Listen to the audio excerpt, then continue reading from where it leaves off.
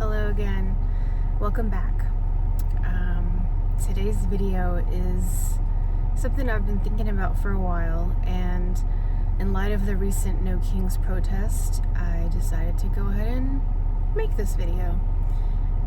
This is going to be about walking away from the left, or the left leaving me behind. I'm not sure how you would frame it.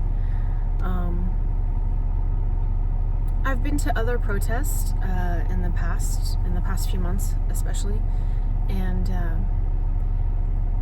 coming from, I guess, a moderately liberal background, I think I've always had a pretty good head on my shoulders, but when I was doing vegan activism, that was when I got exposed a lot to liberal ideology, and even started kind of falling for the communist ideology as well. But there were a few things here and there that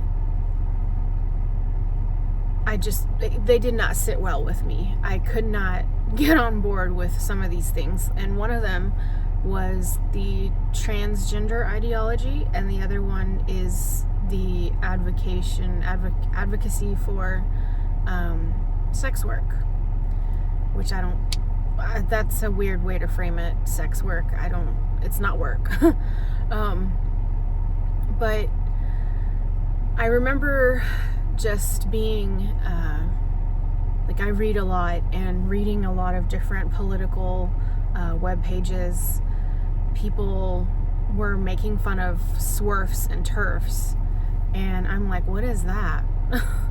And so I looked it up, and it's sex work exclusionary radical feminist, and I'm thinking, well, okay, so I look more into that, and it's basically feminists who don't advocate for sex. It's sex slavery, that's what it is. And I'm thinking, well, I guess I'm a SWERF, because I don't think there's no dignity in that. And I don't think that it's empowering to women. And then TERF, that's it's trans exclusionary radical feminist. And I find out later that that's basically feminism that doesn't include men who think that they're women, which makes sense to me because you're a man. Sorry. But in all the years that I did my vegan activism, sorry, I gotta get a little bit more light. In all the years I did my vegan activism, I kept those opinions to myself, because if you've been paying attention, you know that a lot of these liberal progressive kids, they're really, really aggressive in how they'll kind of bully you into agreeing with them. And so I just kept it to myself. And then one day I did say something when we were having a confidence building workshop for our vegan events, which I'm bringing up the vegan events because it's important, so keep that in mind. So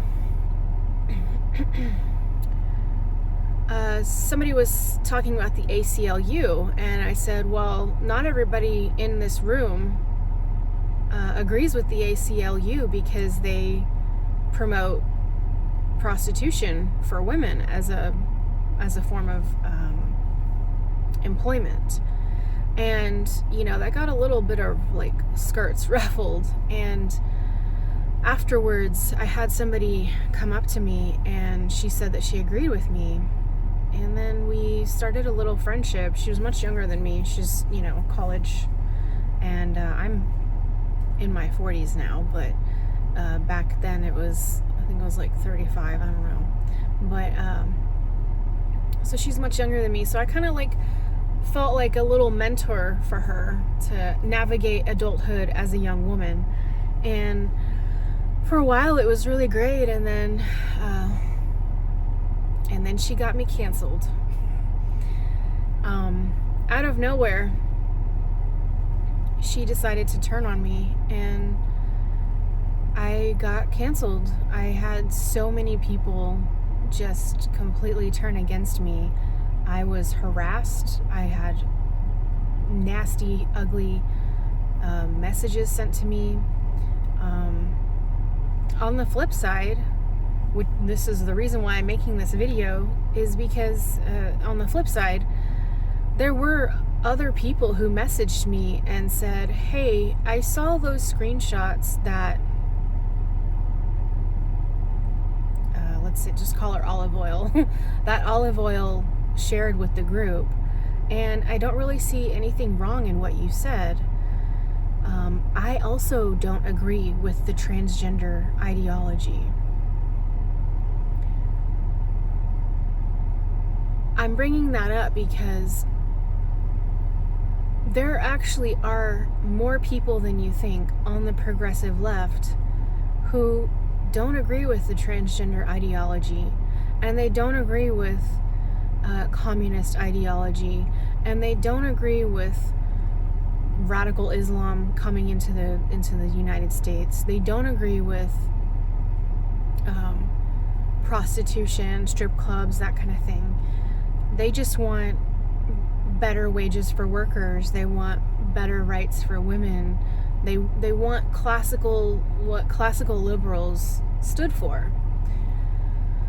And I was the first person, and I think I'm still the only person in that vegan group to have spoken up. And so many people haven't spoken up because they saw what happened to me. And they don't want to lose their friend circle. They don't want to lose that small support group. And I can say that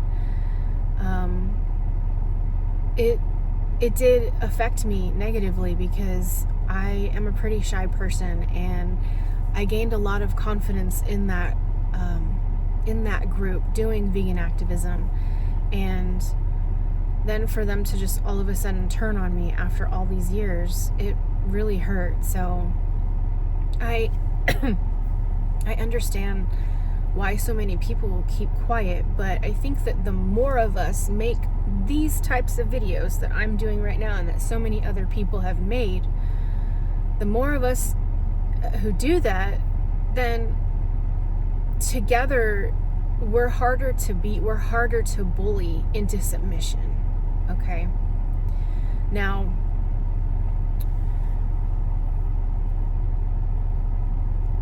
after seeing how things have played out with the whole transgender thing, like with more men and women's sports in the Olympics, and all these years where radical feminists have been silenced and deplatformed and had their YouTube channels taken down, their Twitter accounts taken down, just for stating a biological fact that men cannot be women, that women deserve protections against men. I mean, you have to be able to name the issue, and it seems like in this scenario, the progressive left doesn't want to name this problem. And we've seen time and time again that the left is misogynist, and they don't want to acknowledge the fact that when you deny biological reality, which is that women are adult human females, men cannot be women. Therefore, if we blur these lines and we take away the definition, the legal definition of woman, then we're unable to define ourselves as a class. So then that means that our rights essentially are taken away. So it makes it easier for men to come into our spaces. It makes it easier to do away with Title IX, which gives us, our own sports and our own bathrooms and all of that. And our bathrooms, which women fought very hard for. Feminists fought very hard for our own bathrooms. Women didn't always have access to bathrooms, to public bathrooms, because in the beginning, women were not in the workforce. They stayed home, and they didn't venture out of the house, so there was no need for women to have separate bathrooms.